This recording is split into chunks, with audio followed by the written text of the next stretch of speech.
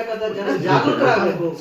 ಇವತ್ತು ಹಳ್ಳಿಯಲ್ಲಿ ಇರ್ತಕ್ಕಂಥ ಜನ ಎಲ್ರಿಗೂ ಆ ಒಂದು ಆಸಕ್ತಿ ಇಲ್ಲ, ಎಲ್ರಿಗೂ ಆ ಒಂದು ತಾಳ್ಮೆ ಇಲ್ಲ.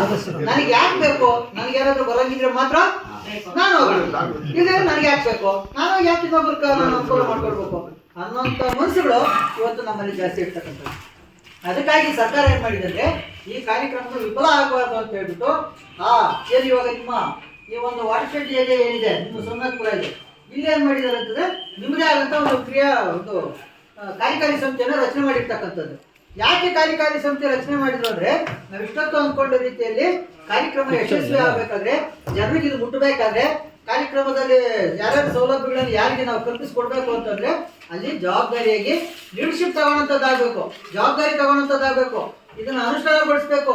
ಯಾರಿಗೆ ಸಲ್ಲಬೇಕೋ ನಮ್ಮ ಗ್ರಾಮದಲ್ಲಿ ಅಕ್ಕಪಕ್ಕ ಇರ್ತಕ್ಕಂಥ ಜನರಿಗೆ ಸಲ್ಲಿಸ್ತಕ್ಕಂಥ ಕೆಲಸ ನಮ್ಮಿಂದ ಆಗ್ಬೇಕು, ಇದ್ರ ಜವಾಬ್ದಾರಿ ಹೊರ್ತಾರೆ ಅಂತ ಹೇಳ್ಬಿಟ್ಟು ಇವತ್ತು ನಿಮ್ಮನ್ನ ಗುರುತಿಸಿದ್ದಾರೆ. ನಿಜನಾ?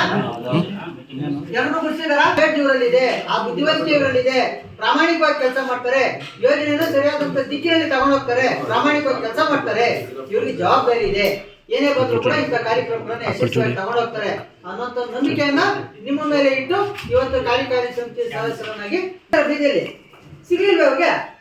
ಸಿಗ್ತಾ? ಇದು ನಿಮ್ಮನ್ನ ನೀವ್ ಯಾರು ಕೇಳಿ ಬರ್ದಿಲ್ಲ, ಇದನ್ನ ಯಾರನ್ನ ಕೇಳಿದ್ರ ನಮ್ಗೆ ಬೇಕು ಈ ಸಮಿತಿಯ ಸದಸ್ಯರು ನಮ್ಗೆ ಕೊಡಿ ಅಂತ ನಿಮ್ಮನ್ನು ಹುಡ್ಕೊಂಬಂದಿದೆ. ಇದು ಆ ಹುಡ್ಕೊಂಬಂದಿದೆ ಅಂತಂದ್ರೆ ನಿಮ್ಮಲ್ಲಿ ಇರ್ತಕ್ಕಂಥ ಪ್ರತಿಭೆ ಇರ್ತಕ್ಕಂಥದ್ದು ಕೆಲಸ ಮಾಡಿದಿಲ್ಲ.